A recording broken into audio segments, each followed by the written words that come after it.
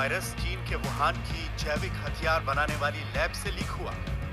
जब से corona virus फैलना शुरू हुआ था, तब से आप ऐसी बातों को सुन रहे होंगे। लेकिन अब दुनिया के सबसे ताकतवर देश अमेरिका ने ऐलान किया है कि वो आधिकारिक रूप से इस बात की जांच करेगा। अमेरिकी मीडिया ने कुछ डिप्लोमेटिक केबल्स यानी सीक्रेट दस्तावेजों की जांच के बाद ये दावा किया है कि वुहान में मौजूद एक वायरोलॉजी लैब का कोरोना वायरस से गहरा कनेक्शन हो सकता है।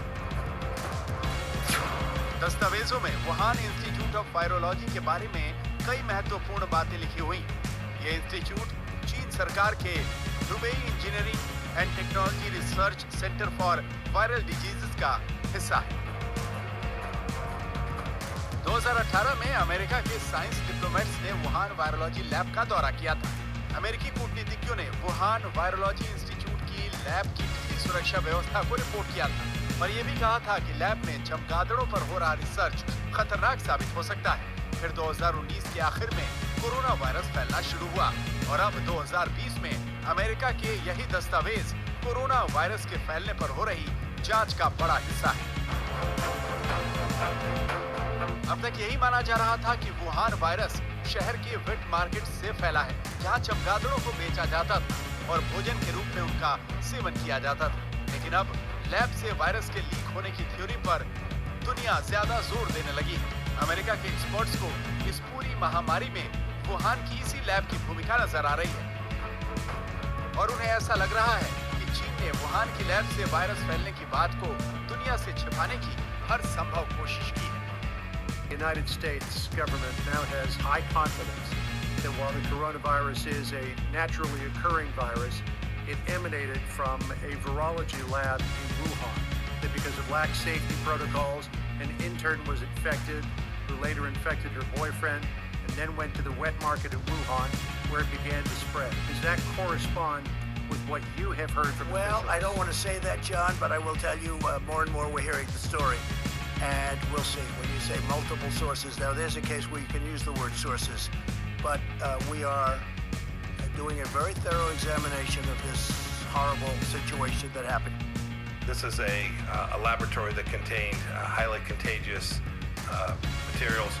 We knew that. We knew that they were working on this program. Many countries have programs like this. We're doing a full investigation of everything we can to learn how it is the case that this virus got out into the world and now has created so much tragedy, so much death here in the United States and all around the world, at an enormous cost to the global economy as well. अमेरिकी media की reports के मुताबिक ऐसा अंदाजा है कि यह virus किसी चमगादड़ से वायरस लैब के कर्मचारी में आ गया और फिर उस कर्मचारी के जरिए पूरे वुहान में फैलता चला गया। ऐसा माना जा रहा है कि चीन ने पूरी सावधानी बरते बिना चमगादड़ों में रहने वाले वायरस पर रिसर्च किया और इसी का नतीजा है कि कोरोना लैब के कर्मचारी से वुहान की जनता में ट्रांसफर हो गया। 关于新冠病毒源头和传播途径问题，中方立场是明确的。我们始终认为这是一个科学问题，应该交由科学家和医学专家去研究。我想提醒你注意的是，世卫组织负责人已经多次表示，没有任何证据表明新冠病毒是在实验室产生的。It should be no surprise to you that we've taken a keen interest in that, and we've had a lot of intelligence take a hard look at that. And I would just say at this point, it's inconclusive, although the weight of evidence seems to indicate natural, but we don't know for certain. America के दस्तावेज में एक नाम she जेंगली का भी है, जो चीन की वायरोलॉजिस्ट है और जिसे बैट वुमन कहा जाता है, क्योंकि उन्होंने चमगादड़ों पर गहरा रिसर्च और फील्ड वर्क किया है। दस्तावेजों के मुताबिक इस वैज्ञानिक ने पूरी सावधानी बरते बिना काम किया।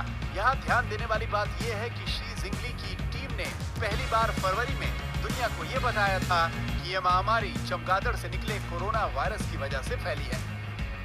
पूरी दुनिया कोरोना वायरस से लड़ रही है। ऐसे में अमेरिकी दस्तावेजों से हुए खुलासे चीन पर बहुत बड़े सवाल उठा रहे हैं। सवाल यह है कि क्या चीन ने पूरी दुनिया को इस मुसीबत में जानबूझकर झोंका है और क्या चीन के झूठ को दुनिया कभी पूरी तरह की कूट कर पाएगी? को सब्सक्राइब कीजिए।